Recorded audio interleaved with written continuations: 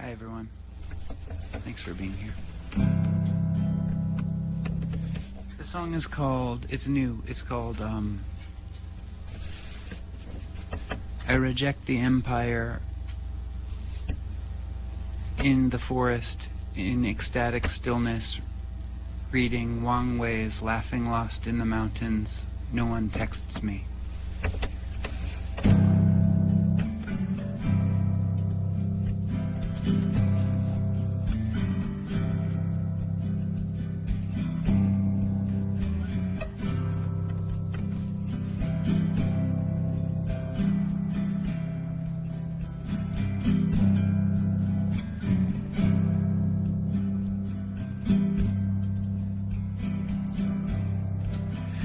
Sprawl in deep quiet of new tires approaching down this gravel road.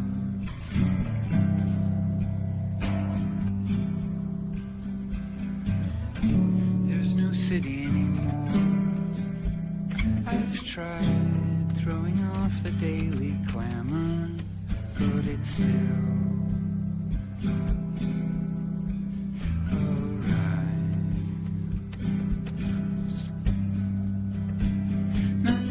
really sacred, but this flickering conscious flame of mine, I hold a troubled candle inside.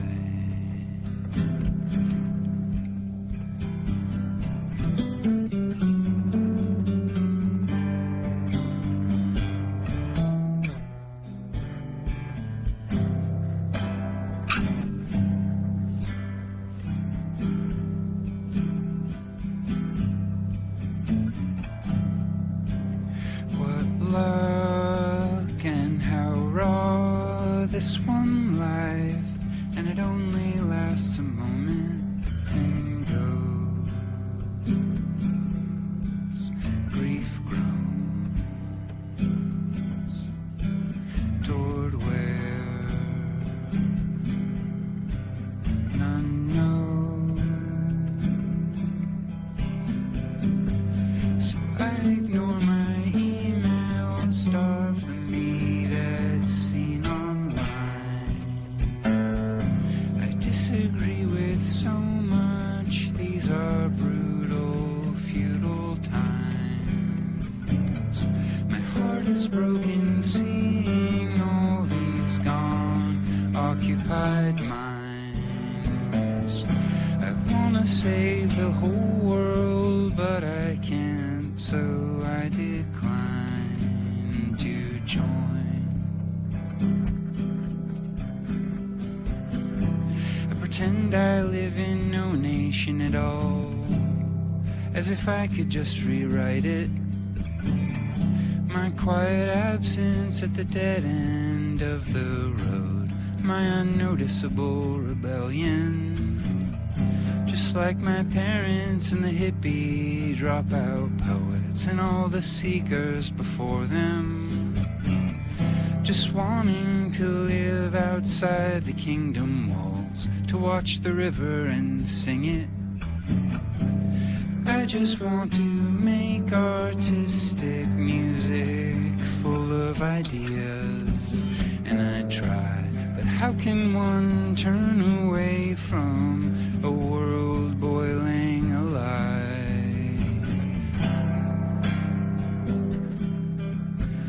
I know something else is whispering below.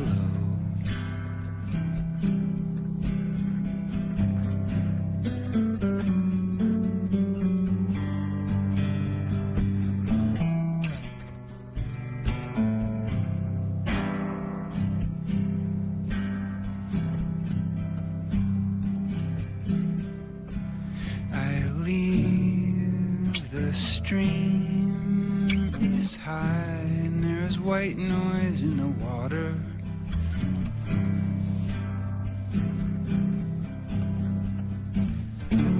The loud air between the branches has followed me all my life, screaming in another language. Here in the drifting clouds find home. Here while you're still above ground, while you still have bones.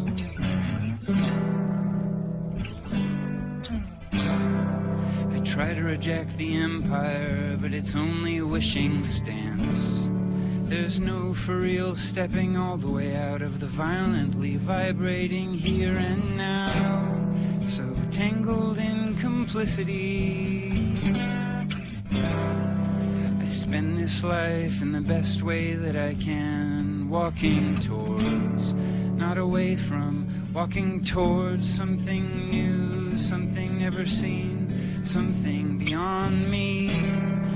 When I get far enough out that my phone stops working, a breeze blows there, caressing no one, undistracted in thundering silence. I have saved the world, and the moment burns.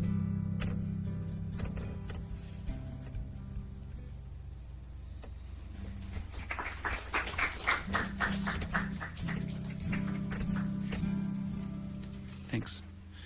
This one is called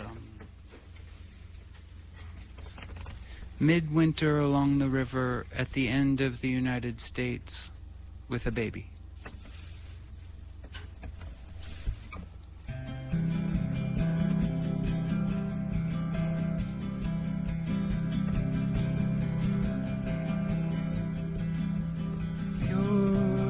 Your big story of meaning is only blowing dust to me. A paper bag of pamphlets left out in the rain. And this nation state you say I live in looks like flowing dust to me. I could walk for days across the ground and still just keep going.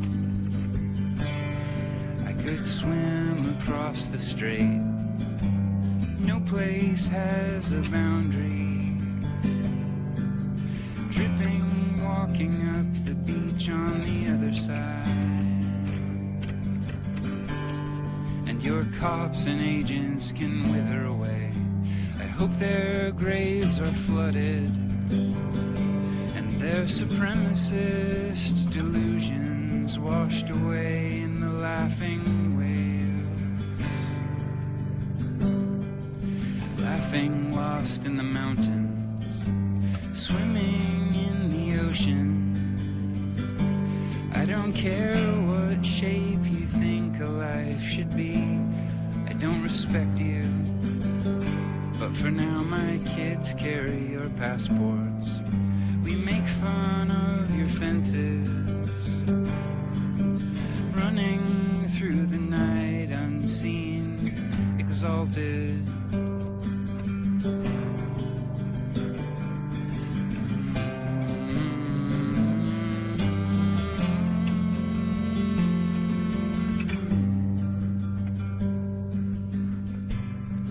I'm carrying my soft new baby across terrain that's been mislabeled. He falls asleep and dreams of shapes he'll draw in the mud along the riverbank. In the dust film on the wreckage, we draw our new maps of meaning. In the early morning dark, with the people near me.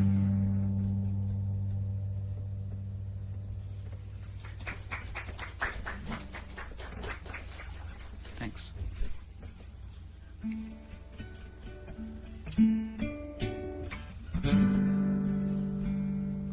This one's called No Pen, No Pencil. These are all new. I've never played them before in front of anyone, even my family.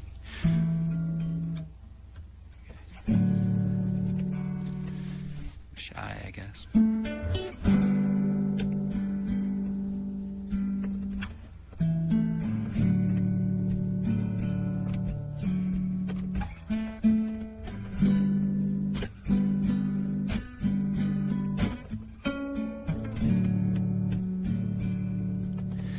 Left my pen out in the sun and wind, in the sand by the waves.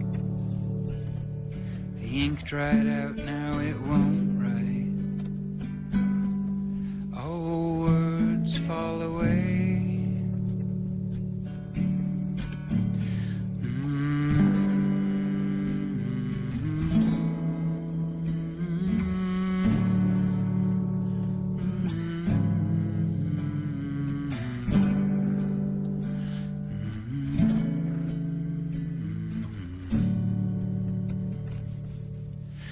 Waves keep coming, I read last night about candlelit graves.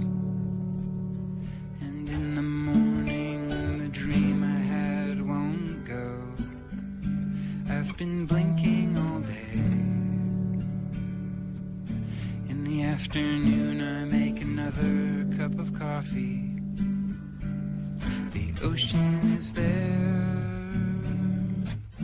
Words fall away, I use my pencil as a bookmark now, and watch the swallows write air.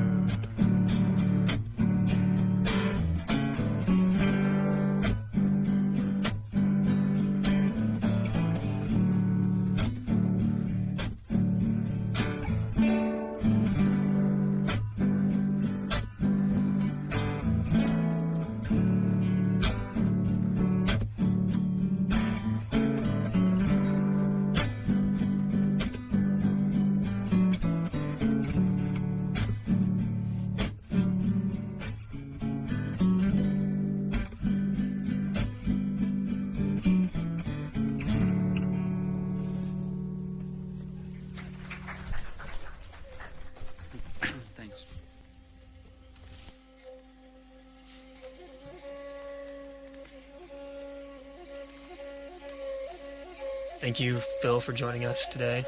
Really awesome performance. It meant a lot to us just to have you here, especially during our fun drive. Really special. You mentioned during your performance that this was your first time performing a good chunk of those songs. What's that experience like, taking something that had been private for such a long time and finally introducing it to the world? Yeah, I haven't played a show in 9 months or something longer, since last June. Yeah, because I had a baby, so I've just been in baby mode and then writing a few songs and playing them, not even, like I kind of mumble them when I'm working on them in the house with the family. I don't know why I want to keep things private when I'm working on them, so today was the day I just played them in front of strangers. It's scary. I don't know why though, it's just like, I'm proud of these things, and I know that the strangers that are listening are kind people, so I don't know where the nervousness comes from. Mm-hmm. Is there any sort of like mental ramping up that you have to do in the months or weeks prior to a show? Not really mental, more just like I haven't taken this long of a break ever, or maybe in a long time from playing shows, so it's more physical, like rebuilding my guitar calluses and remembering how to play chords and stuff. So I've been playing guitar a lot lately, just to get back into it. But mentally, I don't really get nervous or stage fright in a big way.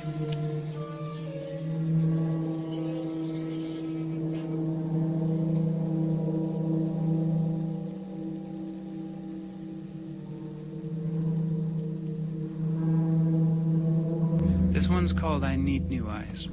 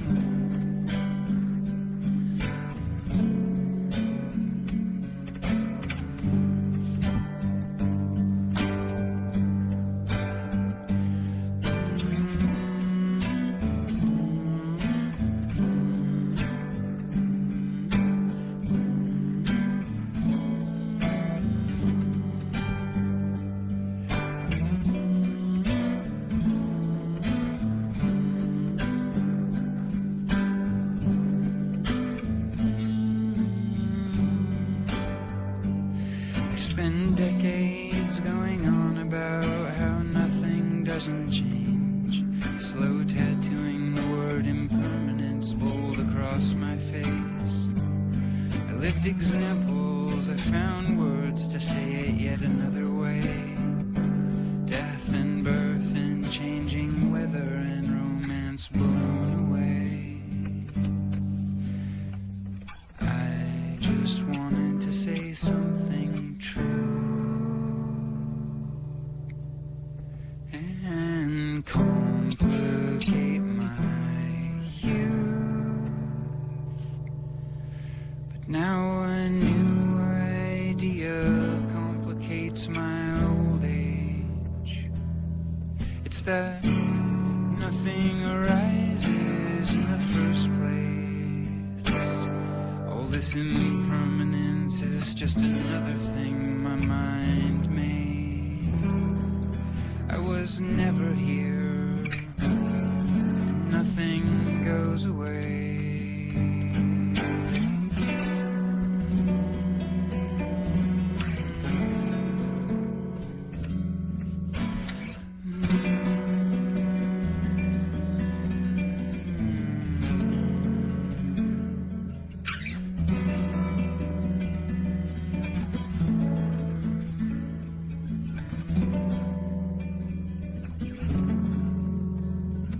In mystical ignorance, I've prioritized joy.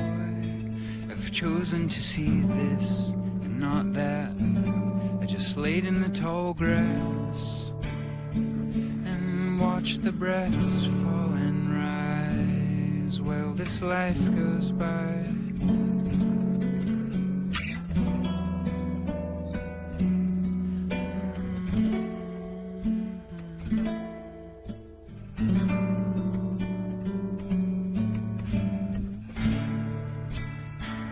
And the constant catastrophes, they pound on the wall. And who isn't my neighbor on a flaming globe?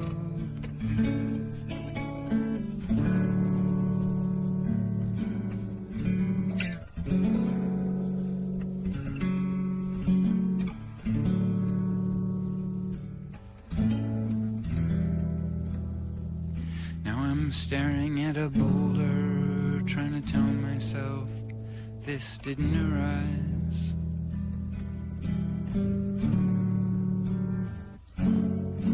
I need new eyes.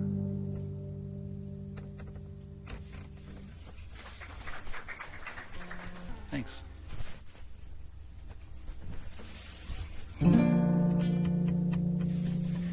This one's called Dragon.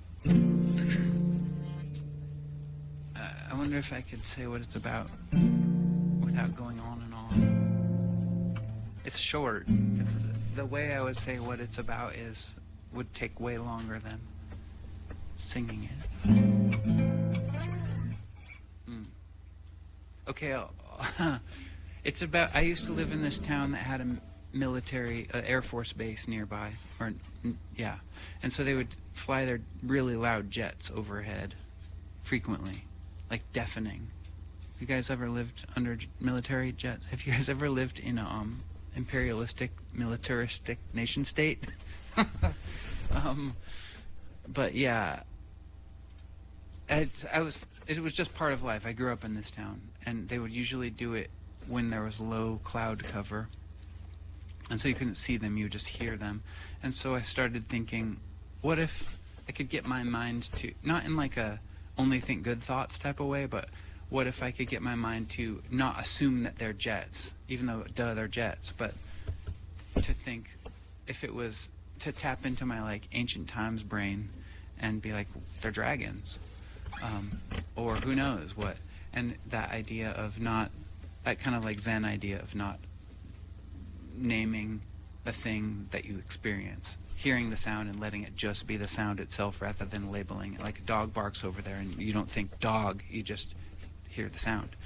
So yeah, I was trying that, and then I was thinking about how little babies are really into tractors often, or like school buses or machines, large things. and how that is probably that same thing of touching back into the ancient times brain, and when we were fascinated by the largest moving thing on our landscape, which was like a woolly mammoth maybe, and it's maybe there's some connection there of like a little kid looking at a bulldozer and being like, wow, and then picturing tens of thousands of years ago another little kid looking at a woolly mammoth and thinking, wow. So I was doing that too, and then thinking of dragons in that same wow kind of way, and trying not to assume anything. And then I made this song. I went on and on about it. Oops.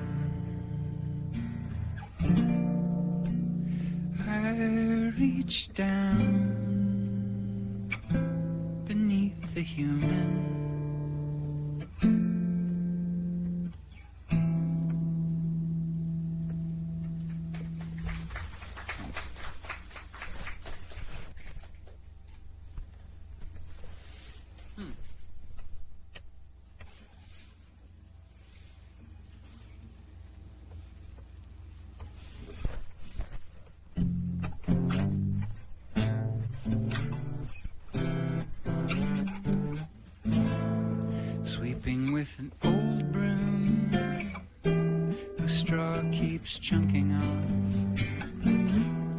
for me to sweep up.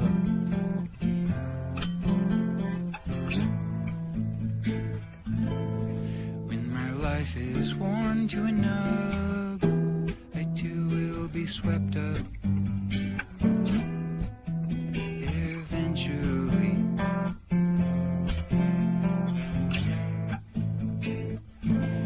Same thing I once came from. I too am a chunk broken off from the broom of wind.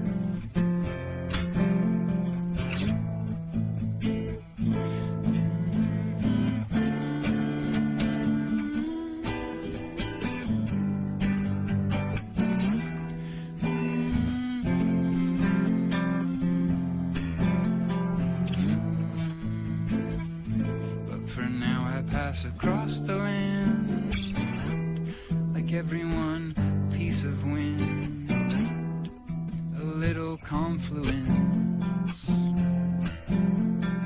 Only the occurrence of a person.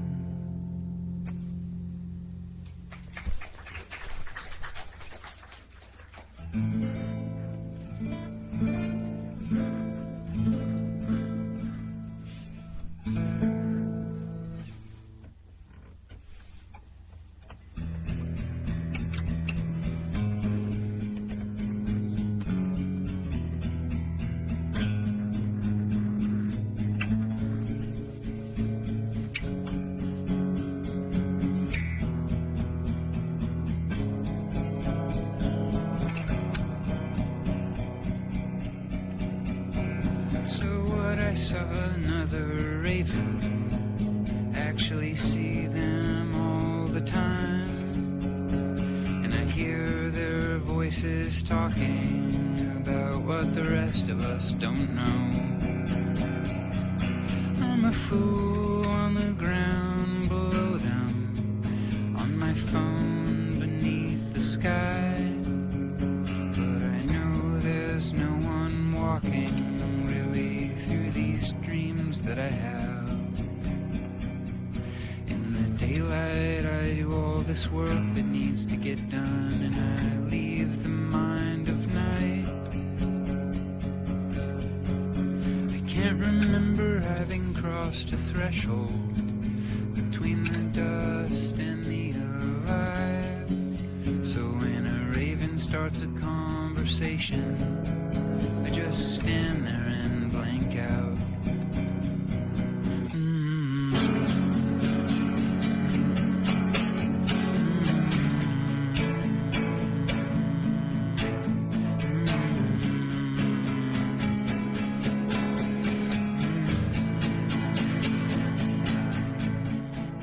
But I'm wrong. There is another world inside this one. It shines. Birds trying for my attention and my wordless reply.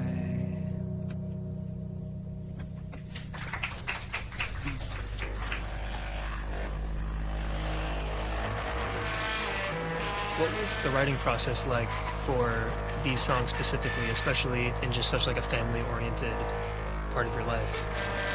Yeah. We have a new baby, and then we have an 11-year-old daughter. And when she was a baby, it was the same thing where part of having a baby, there's a lot of built-in just like patience and walking around with the baby carrier on and like trying to get them to nap. That's the writing process. It's just like having to walk slowly out of the house. It's been, and just like having to do the work in your own mind because you can't do it with your body. So yeah, I wrote with the baby sleeping on me. It's the best, actually. It's very productive, and it makes me in the mind frame of like thinking about the future beyond me in a deep way, and like what is there to even say about life. It takes me out of the like momentary concerns of my own little problems. That's great. I also saw, I was just reading through some of your Substack posts, and you said that you were like working on some kind of construction projects, like building a sauna and stuff. Totally, yeah. That's what I did during the pregnancy, was built a sauna for my own enjoyment. A year and a half ago, one of our programmers did an interview with over Zoom with Carl Blau, and there was a quote from his interview that talked about you, and I just wanted to get your perspective of this. The programmer asked him about performing shows down in the 805 in the Santa Barbara area, and he said the shows were really off the hook. They were energetic and crazy. Kyle Field of Little Wings and Phil Elverum and I, in 2002, you guys were playing at a location called the Pink Mailbox, and he said that everyone was running back and forth from the side of the rooms and stuff. Do you remember performing Absolutely. That show? That tour was, the name of our tour was the Golden Shoulder Tour, so it was the three of us, Carl and Kyle from Little Wings and me, and it was the wildest tour I've ever been on. It was very like Kerouacian, like young men being obnoxiously confident and boisterous. It was 2000. Did he say 2? That sounds about 2, right. Yeah. Do you have like a greater connection to the Santa Barbara or 805 area besides coming through here to play shows? Not really beyond that. I guess like my cousin went to school here, cool. but Okay. it was that pink mailbox house. This lifelong friend Candace is the one that lived there and put on the shows, and we just kept coming back. I did play after she graduated and moved away. Was there a place called the Hideaway? I played in Goleta at least once. After that, I can't remember. But it's been a while since it's been a regular tour stop.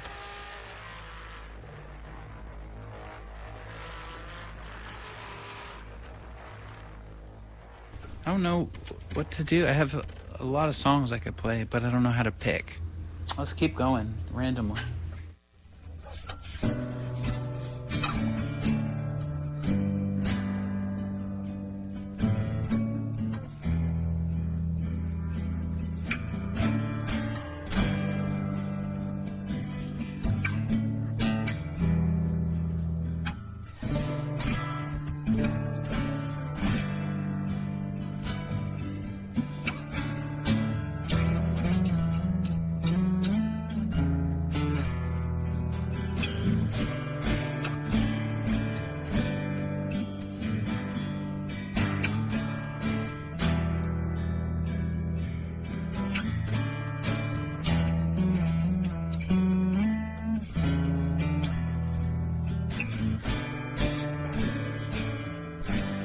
As I am drawing breath, the world still exists.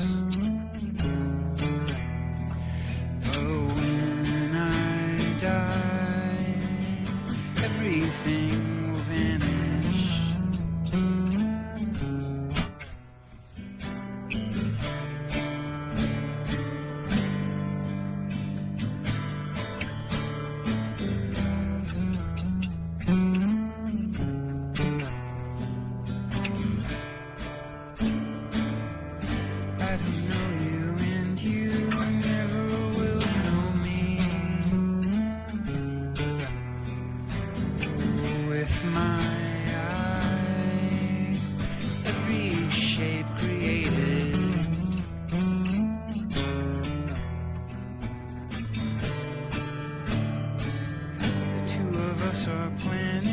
Crashing through separate lives from inside my bubble.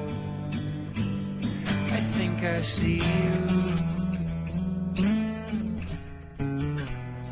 Well, you smile and yawn.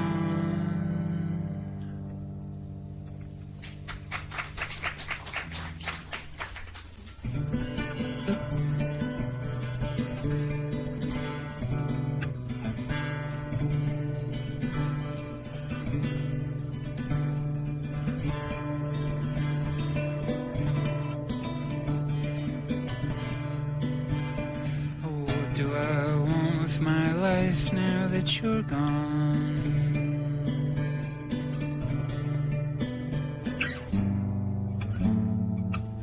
I want your ghost gone.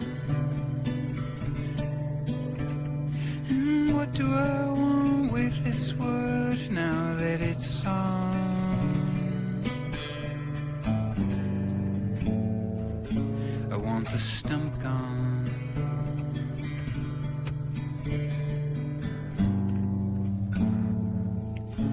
Overgrown lawn.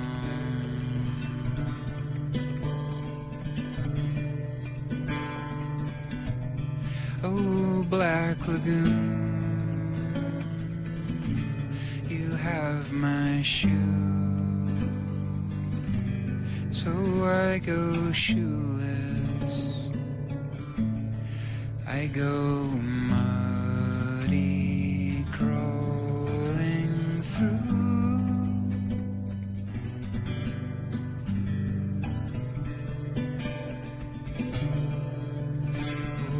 What do I want with my home now that I'm gone?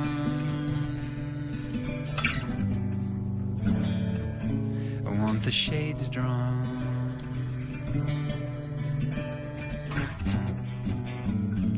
In the overgrown lawn, I would gladly abandon a limb in the trap's jaw. Just as long as I crawl on.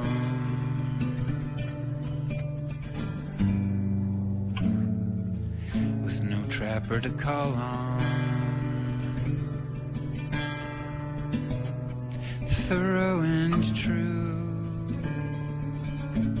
by stem and root, I know no one now. Now I say who.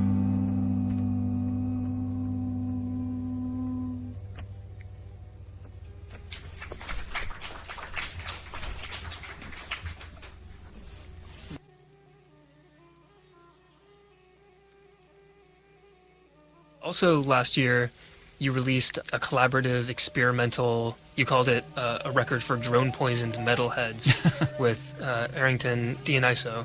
What was that experience like, and do you find the sounds that you tap into during your collaborative projects, do they ever seep into your solo stuff? Definitely.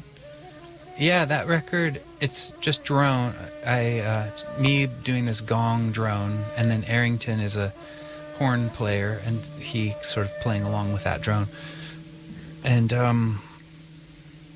they're not separate things. I guess my more experimental stuff does kind of get corralled into more song-shaped things with words.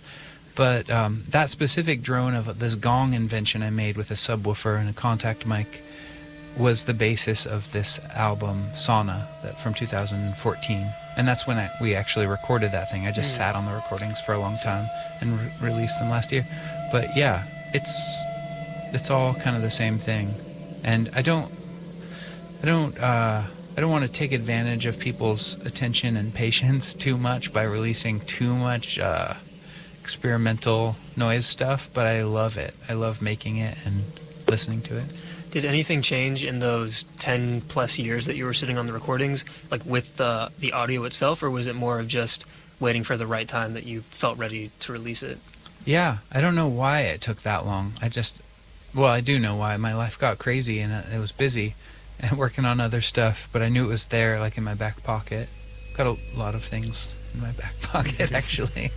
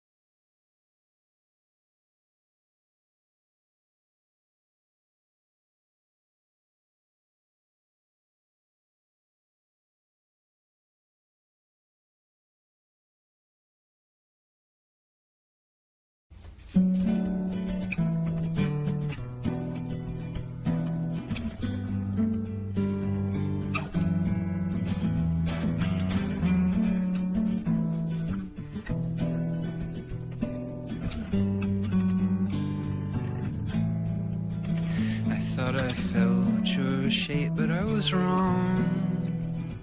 Really, all I felt was falsely strong.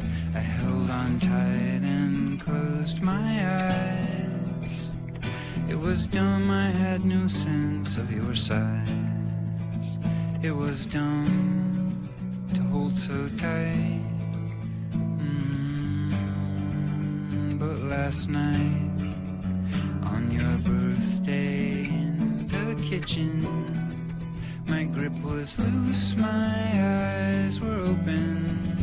I felt your shape and heard you breathing. I felt the rise and fall of your chest. I felt your fall, your winter snows, your gusty blows, your lava flow. I felt it all. Your star, your lack of light, your lack of light. With limp arms I can feel most of you.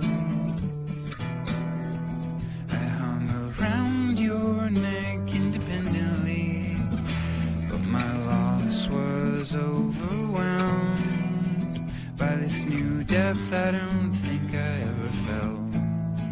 But I don't know, my nights are cold, and I remember warmth, and I could have sworn I wasn't alone.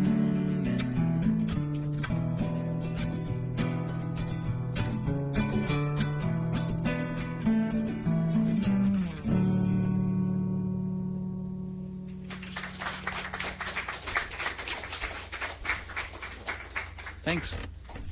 Done now.